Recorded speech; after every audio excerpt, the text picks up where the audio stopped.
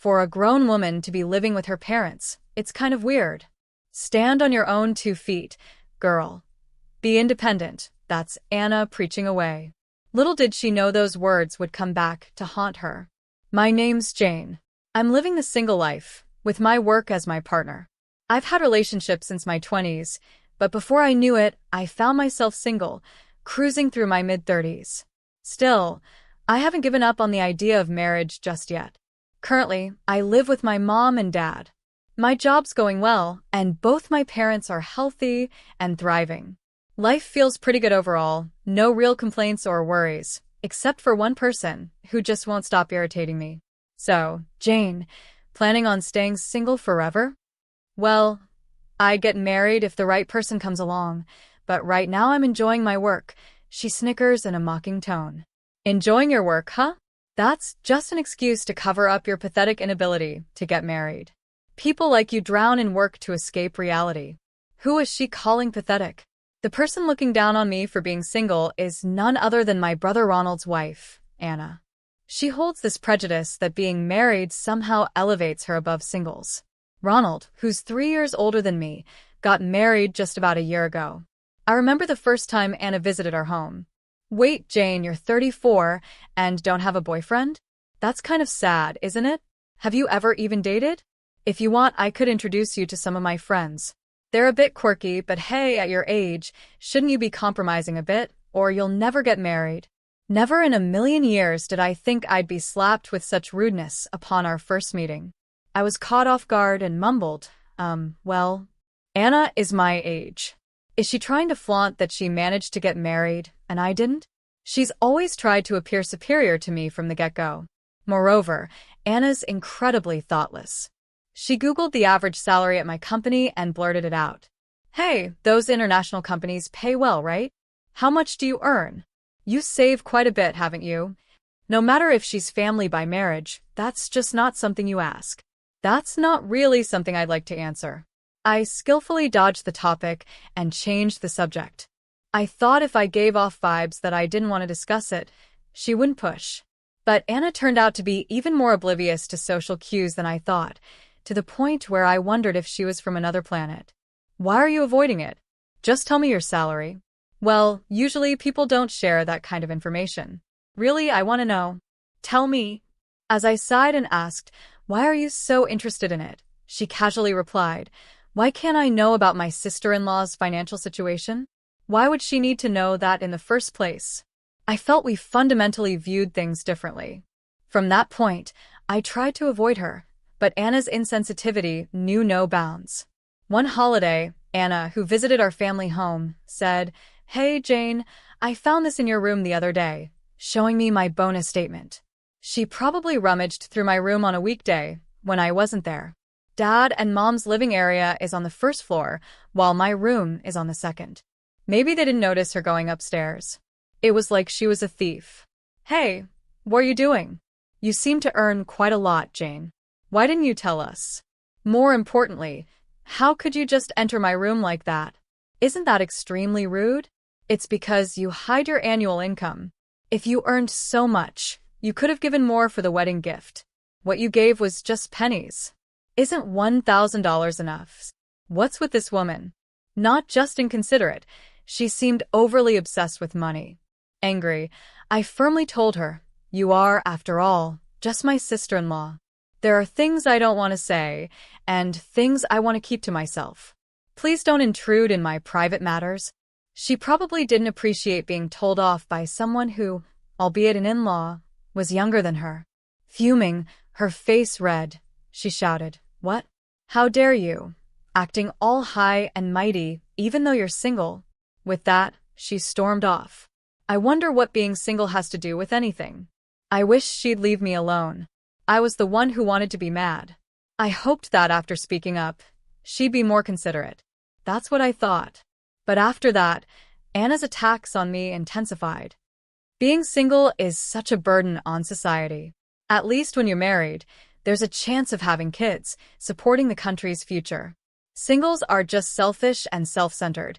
In front of Dad, Mom, and even other relatives, she openly criticized singlehood, making it seem like a direct attack on me. Her narrative shifted from being married is better than being single to an outright assault on single people. At that, even my dad and mom were taken aback. You shouldn't have such prejudices. Whether single or married, everyone's still a person. Exactly. Jane works hard and contributes to society, Mom scolded Anna, but she didn't seem convinced. What's the big deal? I work part-time and I'm married, so I contribute more to society than Jane, Dad, and Mom couldn't help but laugh at that. Around that time, it was discovered that there was a major termite infestation in the walls of Dad and Mom's house. The house was over 40 years old, showing signs of wear and tear here and there. They had managed by patching up things over the years, but termites were a different issue and couldn't be ignored. The conversation turned to getting rid of them. They wondered, though, if treating it now would prevent future infestations, or if it even made sense to spend money on a house so old. That's when I chimed in, why not sell this place and buy a single-family home? Fortunately, living at home and not splurging too much, I had saved a decent amount. But can we afford a single-family home? Dad was concerned. Don't worry. I'm 35 now. I can manage buying a house, I reassured them, deciding to purchase it under my name. I only told Ronald about moving to a new home because of the aging of the current one. In response, he said to hand over Dad and Mom's house to me. However, when I mentioned the hefty renovation costs, he quickly backtracked with a never mind. Once we purchased the new home and completed the move, as Dad, Mom, and I were about to start our exhilarating new life, Ronald and Anna paid us a visit at an unexpected time when our boxes were still unpacked. Wow, this place is spacious, 2 floors, even a proper room for kids. It even has a yard. Nice. I thought they came to congratulate us on our move, but I was mistaken. We came to announce that I'm pregnant. To the unexpected joyful news, Dad, Mom, and I congratulated them. Congratulations. Take good care of yourself. Childbirth can be tough, especially the first time.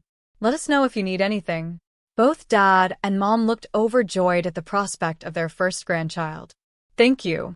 In that case, we'll move in from today. Excuse me. Dad, Mom, and I were completely caught off guard by the sudden declaration. Wait, that's a bit sudden. We don't have room for another family. Yes, this house can't accommodate 6 people. Dad and Mom somehow conveyed their reluctance. You're overthinking this. Why not just ask this single lady there to leave? Anna said, looking smugly at me. Wait, me? Yes, you. Aren't you embarrassed? Always relying on father-in-law at your age, even letting him buy you a house? You are just trying to take advantage of everything. Good, here we have the important job of bringing the next generation into this family. You're in the way. Please leave this house. Anna looked at me with her arms crossed and a malicious glint in her eye. Besides, it's weird for a grown woman to be living with her father and mother. Stand on your own 2 feet, Anna continued her sermon. Ronald chimed in, you can't always lean on Dad and Mom. Listen, for your own good, you need to move out and be independent. How dare they? I was about to say that the house was under my name when Dad spoke up on my behalf. All right, so you 2 want to move in here? Anna grinned at his words. Yes, and in the future, we'll take good care of father-in-law and mother-in-law, but you'll need to pay rent. How about $750? Dad, you're going to take money from your kids? If you're talking about being independent, then paying rent makes sense. Around here, $800 is the going rate. $750? That's still a good deal. Renting an entire house around here will cost more than $1,000. This area is close to the station, and the land value is high. Ronald and Anna were taken aback by the amount, but they couldn't back down after making a big deal about being independent.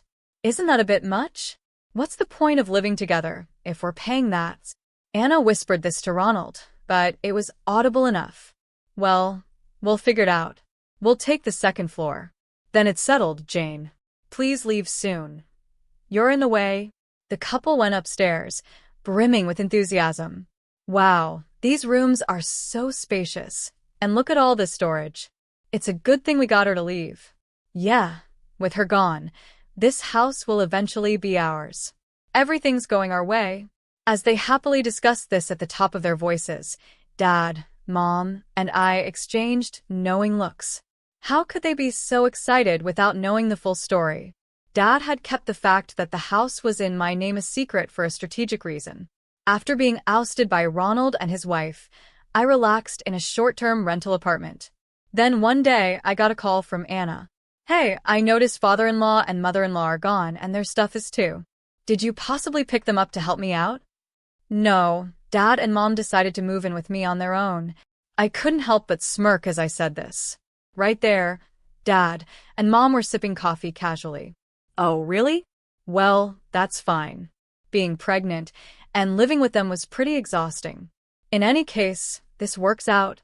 How could she easily forget the kindness of letting her stay and then say such a thing? She better brace herself. Her comfort is about to end. So that means next month's rent is $1,600. Okay, excuse me, I mean you need to pay the full rent for that house. What? What are you talking about?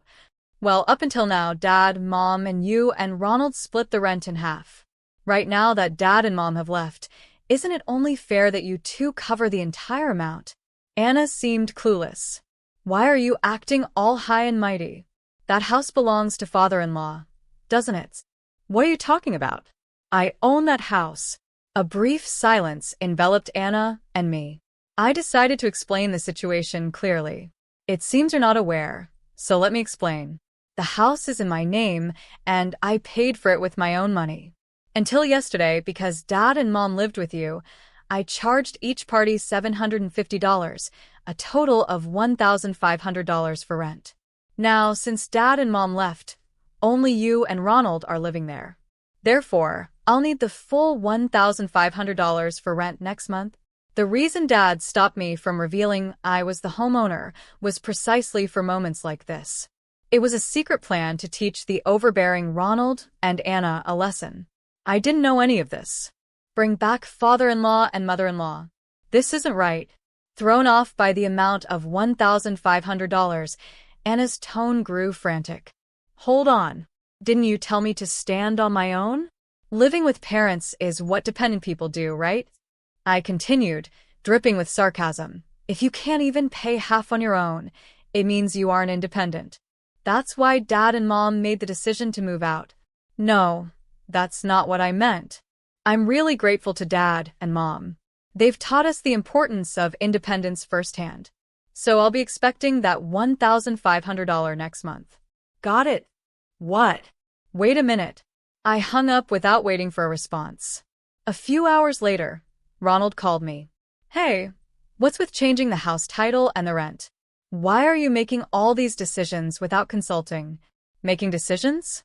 That's rich coming from you, who moved into a house that wasn't theirs and then acted like I was the intruder. Wasn't it you who kept going on about being independent? Ronald seemed at a loss for words. If you can't pay, can you move out? I don't want someone who can't even afford rent living here. Wait, just wait. We're having a baby, okay? I'll pay the $750. Just let us stay. Do you really have a child on the way? Anna doesn't look pregnant. What Mom said, that even though Anna should be around 6 months pregnant, she doesn't look it at all. Were you lying? Ronald's silence was all the answer I needed. If you don't leave, I'll consider taking legal action. Clearly scared by that, Ronald quickly said, Okay, we'll move out, and hung up. When Dad and Mom confronted Anna, she immediately admitted that she faked her pregnancy. I thought if I said we were having a grandchild, you'd be kinder to me. Father-in-law and mother-in-law always dote on Jane, and are harsh to me. But Dad and Mom were never cold to Anna. They always kept their respectful distance as in-laws and only admonished Anna when she belittled me. And yet, she faked a pregnancy. Maybe she really is from another planet. After that, Ronald and Anna moved out and rented a new apartment. It was peak moving season, so it seemed they ended up spending more than they had anticipated. Renting a new place isn't cheap with all the deposits and upfront costs. The carefree couple, Ronald and Anna, appeared to have no intention of saving money. They visited Dad and Mom several times seeking financial help but were always turned down. There are lies one shouldn't tell as a human being. I don't want to associate with someone who doesn't understand that, said Dad, very rightly.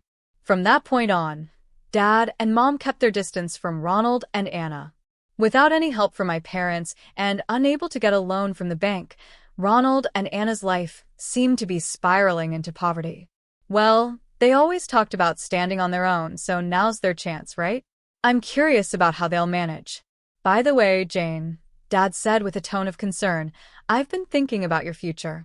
I know you're independent, but would you consider going on a matchmaking date just once for me? I've got someone good in mind, the son of a friend of ours. Why not meet him? Mom added surprisingly, suggesting an arranged date. Can I really do this? Don't doubt yourself. You're my pride and joy, Dad reassured me. Thank you, Dad, and you too, Mom. We both appreciate everything. Dad gently patted my head. Maybe happiness comes in unexpected ways. All right, I'll give this matchmaking thing a try. I had a good feeling about this. It seems like a new adventure was about to begin.